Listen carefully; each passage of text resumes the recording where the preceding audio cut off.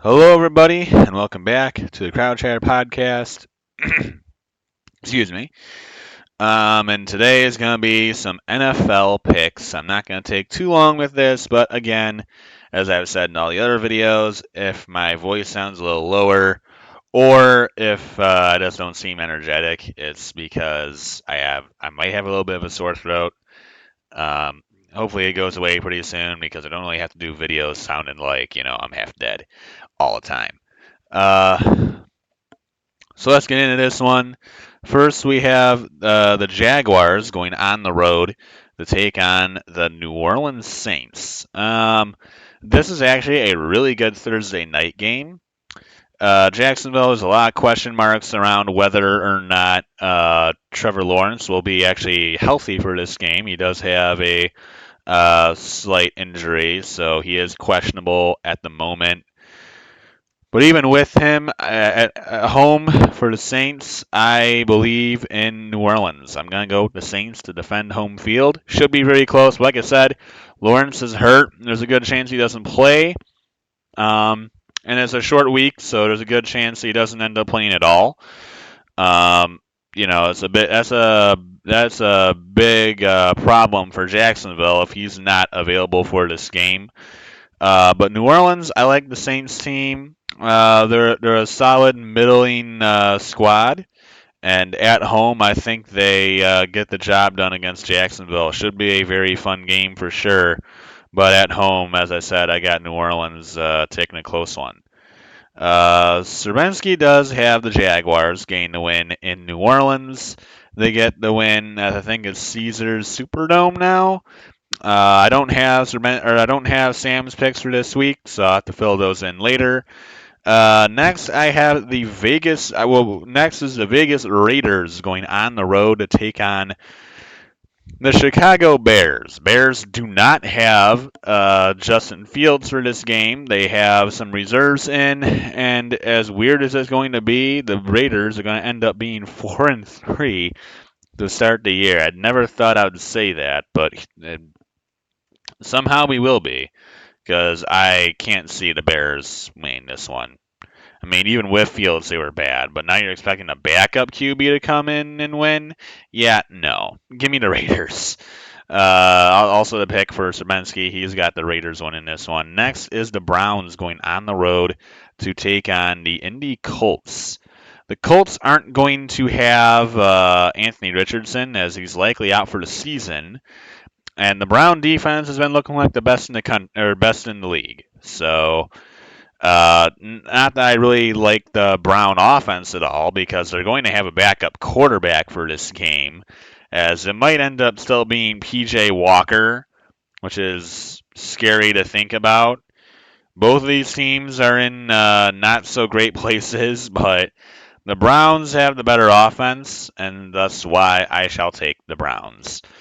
Surbenski is going with the Colts, and I guess I can see it. But Gardner Minshew's been pretty bad too. But battle of two bad quarterbacks playing against each other.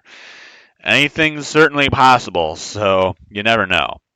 Next, we have the Buffalo Bills going on the road to take on the New England Patriots. The Patriots are a hot mess, and the Bills are a very good team. Not a recipe for success. Give me the Bills by country mile, honestly, to be fair. And that is the same pick for Sabensky. Not going to take too long with that one. Next is the Washington Commanders going on the road to take on the New York Football Giants. The Giants were close last week against the Buffalo Bills. Tyrod Taylor was coming in for Daniel Jones. But the Giants overall this entire season though just look bad. And as much as I don't really want to take Washington, because dear God, they're not good either. But am I really going to trust the Giants to win a football game right now? No. Give me Washington to win this one. It could end up being close. It's at MetLife, but I got Washington. I don't want to pick this game at all, but somebody's got to win, so I'm going Washington. Pick for the for Srbensky actually is the Giants. Interesting. I would not have expected that one. Next is the Atlanta Falcons going on the road to take on the Tampa Bay Bucks. This is a very competitive game and a very big game actually early on, but I got Tampa. Should be a fun game for sure, but I think Tampa's just got a little bit more. They've been actually pretty impressive. Really tough defense. Offense isn't really that special, but I mean, the Falcons, do they have any defense really? Well, we're talking the Falcons here. Is there really any defense for Atlanta? No. So give me Tampa. Should be interesting for sure. I would expect some. I'll expect a fun game, but I got Tampa in the close line at home, and that's the same pick for Srbensky. He has the Tampa Bay Bucks getting the win at home over the Atlanta Falcons. And then next is probably one of the biggest games of this week. It is actually a really good week of football with Atlanta, Tampa, uh, Jacksonville, New Orleans. There's a lot of actually really good games this week. We'll get into some more of them soon, but this is one of the biggest ones, obviously, with the Lions going with our very own Detroit Lions going on the road to take on the Baltimore Ravens. 5-1 team versus a 4-2 team, and after a weird week last week where we saw literally both undefeated teams of the Philly Eagles and the San Fran Niners both take losses, shockingly, and drop to 5-1, which also in turn, and here get ready. This is the really weird part. Makes the Lions ties the Lions for their best record in NFL football.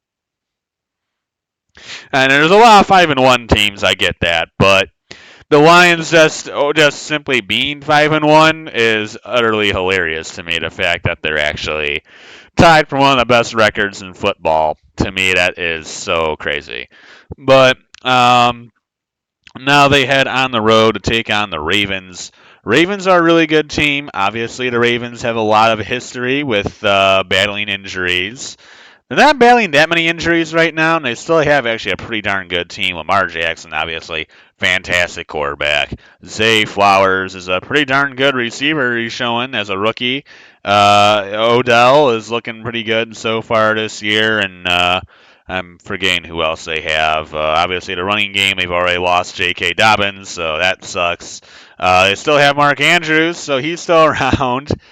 And even the defense for Baltimore is pretty good. I'd say it's pretty close to at least as good as Tampa's. I mean, I'd say it might even be better than Tampa's, but that's been the Raven defense this year has been very good. So this is a very good Baltimore team, and it comes at a bad time for the Lions as well, dealing with a significant amount of injuries. As currently, David Montgomery is going to be out for several weeks, but no one has any idea if Jahmyr Gibbs is going to be back either.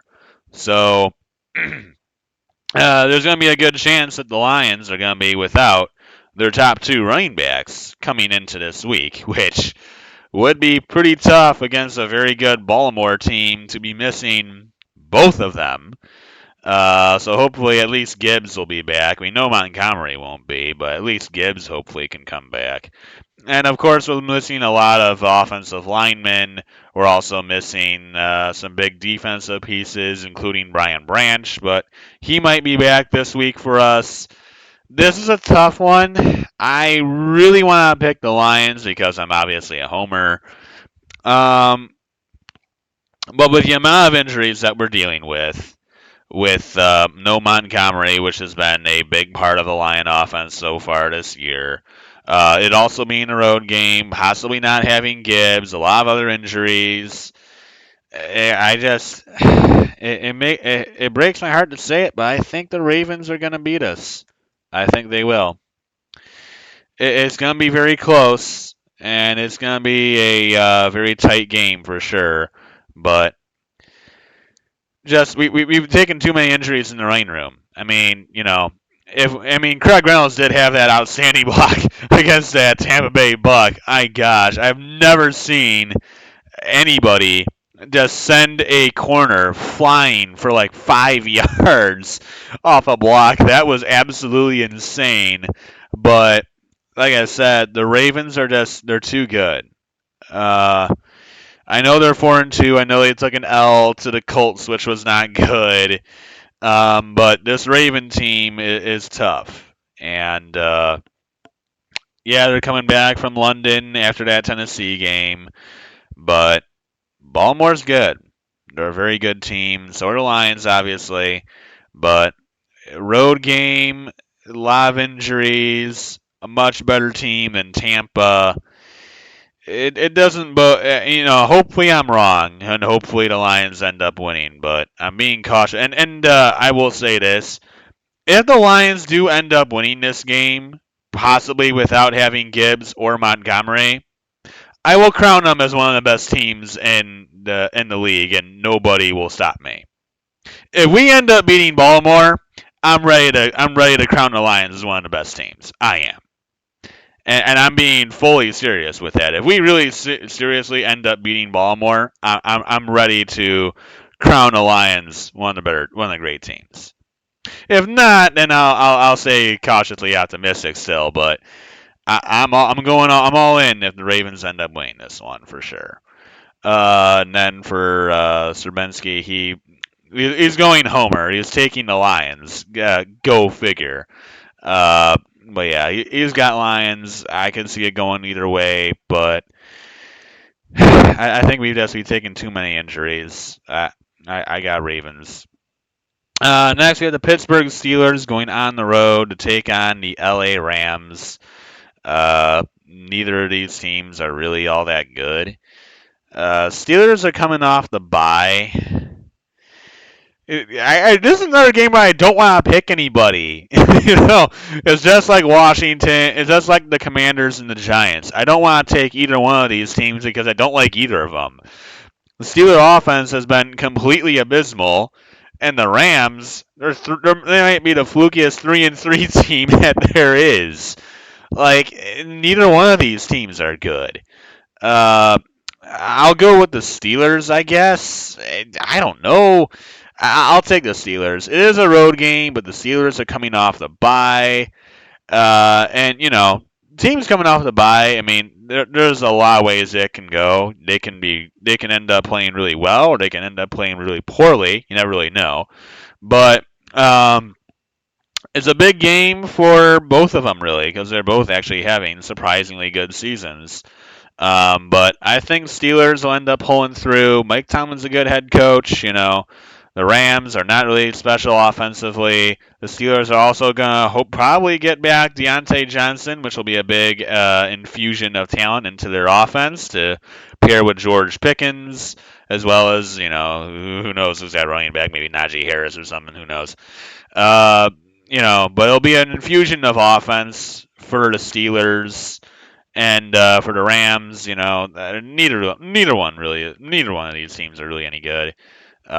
But give me Steelers. I don't know. I've been wrong on like pretty much everything this year, so I'm just picking teams at this point and praying. If you saw our records up at the top, which actually I'll go back up to them as you can see. Oh, I never switched the name. Oops. That's supposed to be Sam right here. So this is Sam's record actually. Yeah, so he's had a solid start to the year. Then you can see Serbinsky.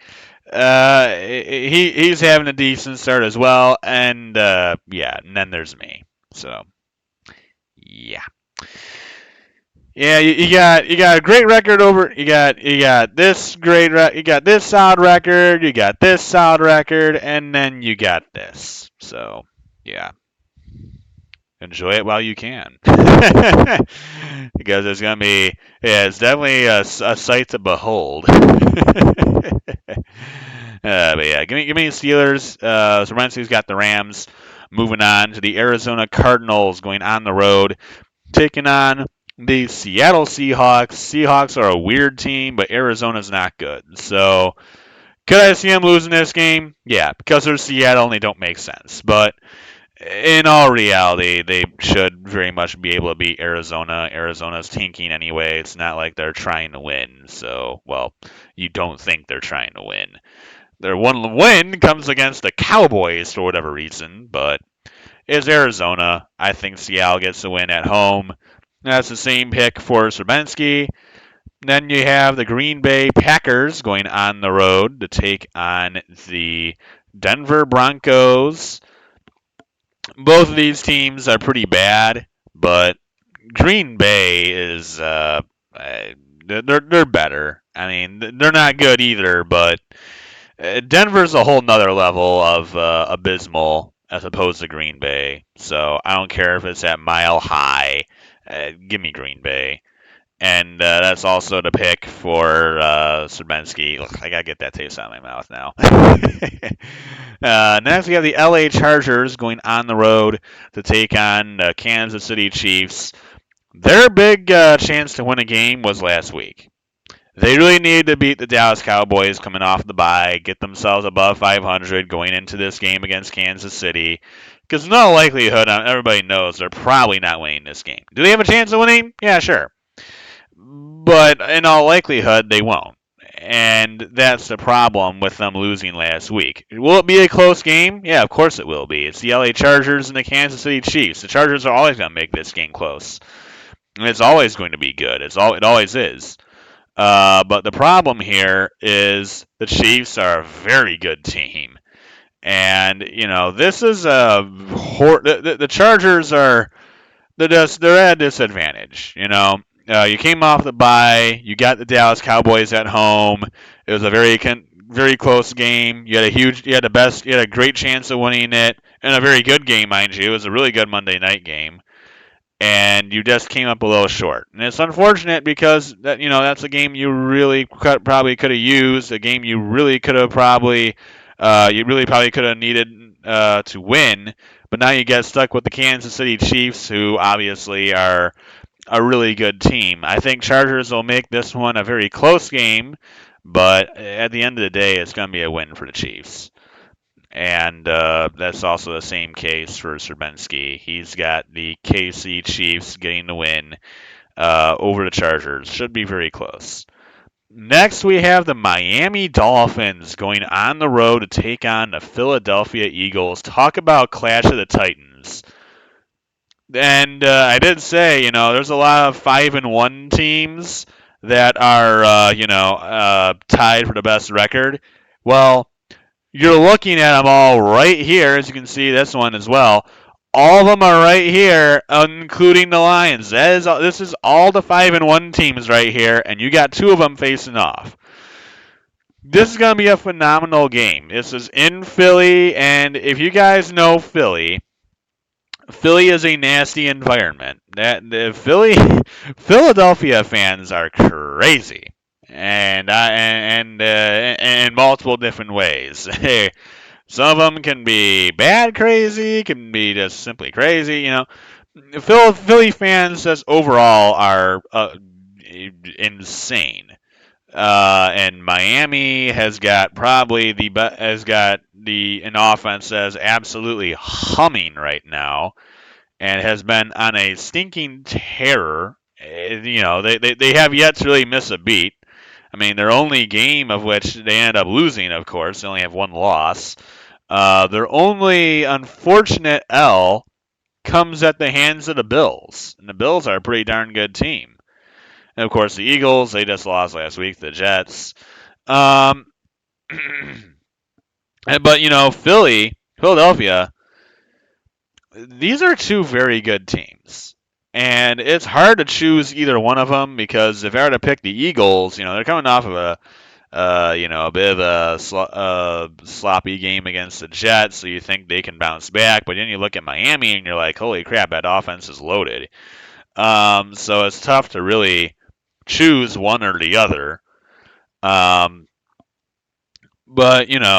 the Miami actually does have an underrated defense. I think they have a solid overall defense. And the Jets got the better of the Eagles without having some of their best defensive players. They didn't even have Sauce Gardner. So with that in mind, I'm going to take the Dolphins. I think they end up still rolling. I think that offense continues humming in Philly, and Philly fans get mad at like anything. So yeah, I think some Philly Eagle fans are gonna walk out there pretty disappointed. Give me the Miami Dolphins that surprise a lot of people and take down the Philly Eagles. I think Miami does it. Gonna be a very fun game. You don't want to miss this one. But give me the Eagles. I'm sorry. Give me the Dolphins. Eagles are the pick for Serbinsky, and that's fair. I don't blame him for that. But this is just me going aggressive because I'm already down by like 5 wins already. So why not do some crazy things and just see if I'm right on any of them? Just see how it goes because I got nothing to lose at this point. Really, I got nothing to lose. And then next we have the San Fran 49ers going on the road to take on the Minnesota Vikings on Monday Night Football. San Francisco is going to could be missing a lot of their top players, but also keep in mind Minnesota doesn't have Justin Jefferson. That alone should tell you how this game is going to go. I don't care how many people that San Fran is missing. The Minnesota's team has literally one fantastic player that gives people nightmares, and that's Justin Jefferson. And no Justin Jefferson is a nightmare for anyone who has to for any team. Well, for Minnesota, for any team that's going to come in there. And yeah, sure, the Niners took a loss to the Browns, but the Browns actually have had an offense that's been playing like one of the best in the league right now, or has a defense. Brown defense has been playing like one of the best in the league right now. So, you know, hard when you're playing against a defense that good. Vikings, on the other hand, have been one of the worst defenses in the league. you know, so not an ideal scenario for Minnesota. I got San Fran getting an easy win in Minnesota over the Vikings. Same goes for Stravinsky. He has the San Fran Niners getting the win, and that is it for me. This is a huge bye week for a lot of teams, as we've got the Cincinnati Bengals, Dallas Cowboys, Tennessee Titans, New York Jets, Carolina Panthers, and Houston Texans all on bye this week. So 6 teams. If you're a fantasy player like me, you're having nightmares because you got so many people on bye this week. Or if you're like me and you got in the same league, CeeDee Lamb, Jamar Chase, and Joe Burrow, you're panicking because you have to find somebody to replace all of them. So that's it for me. I hope you guys enjoyed this video, just like all the other ones. And we'll see you next week. And until then, adios, everyone.